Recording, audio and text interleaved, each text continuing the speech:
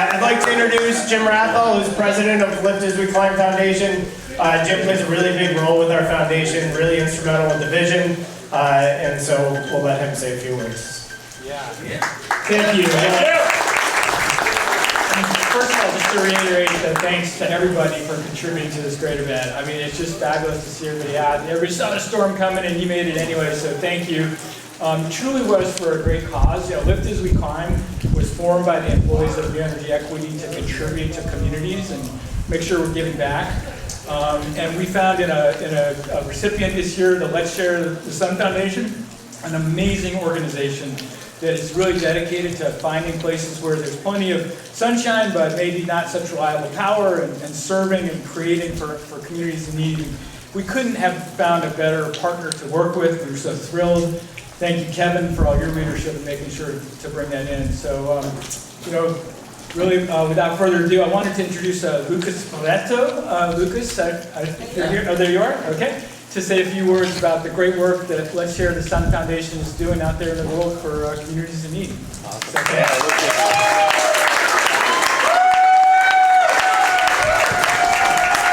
Hello, everyone. And so I'm from Puerto Rico, so I'm currently freezing right now.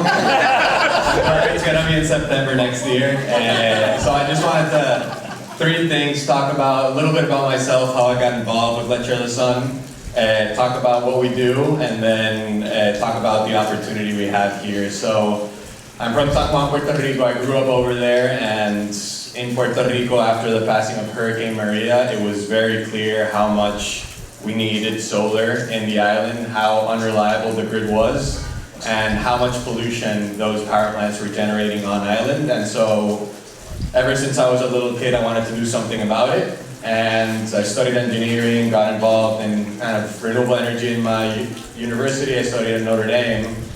And then Notre Dame hosts a trip to Puerto Rico where we do service in a rural part of town. I had actually not been there, and I've lived there for 18 years. And that's where I got to meet Bill and Nancy, a wonderful family. I'm kind of their adopted son, I think, now. And it's been 3 years now where we put solar and storage on the homes of families with medical disabilities that they need electricity to sustain their life. And so it's really tangible work where solar is being put right where the energy is needed, and it just makes sense. So really big thank you to Lift As We Climb Foundation, New Energy Equity for putting this up, organizing everything. It's been like extremely amazing. This is the second time I play golf. And I'm glad it was a four-man scramble. That's all I'm gonna say. And so, everybody here, Puerto Rico is a lot warmer, so if you wanna go down to do solar installations, please reach out to any one of us, and thank you. There you go, Josh. Now I'll pass it off to Abby Hopper, a leader in the solar energy. And she's been down to Puerto Rico, so I also want to thank Abby. I'm Abby Hopper. I have the privilege of being the president and CEO of the Solar Energy Industries Association. But much more importantly, I have been to Puerto Rico a couple times now with Let's Share the Sun. And I want to just tell you a brief snippet of what's happening there. Before I do that, though, I want to acknowledge just the leadership of New Energy Equity for doing this, and your foundation, Lift As We Climb. Got it, awesome. Lift As We Climb, thank you, it's a pleasure to see you again. Leadership really matters, and it really matters in situations like this. And so, the dollars you have raised here today, I personally have seen how they've been used down in Puerto Rico. I've been twice now, once, 2 marches ago, a march and a half ago, I went on International Women's Day and helped cut a ribbon on a domestic violence shelter for people that were fleeing domestic violence, storage plus solar. And that is, if you think about it, when blackouts happen and there's no security left, you really are at the mercy of whoever might want to walk in. That made a huge impression on me. Nancy and Bill made a huge impression on me, and Lucas made a huge impression on me.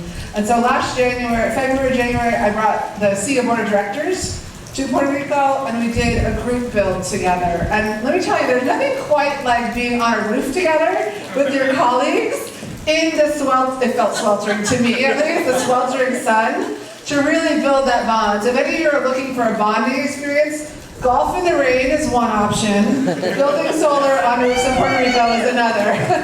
But it was, I had the opportunity to speak with some of the folks who were getting storage and solar systems on their homes. One family really spoke to my heart. It was an older brother who himself has diabetes, and so he needed a refrigerator for his insulin. And then he took care of his sister, one of his many sisters, who has Down syndrome. And she's probably in her mid to late 50s, and he's in his mid 60s. He was a nurse for a lot of his career.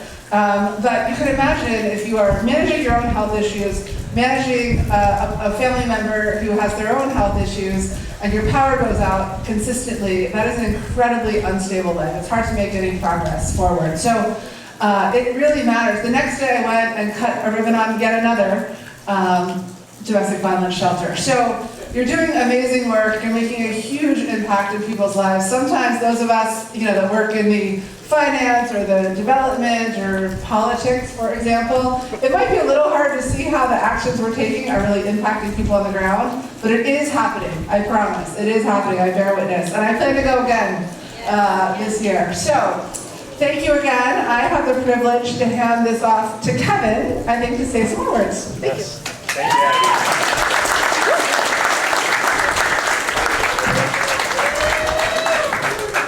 All right, let's hand out some prizes. Woo-hoo!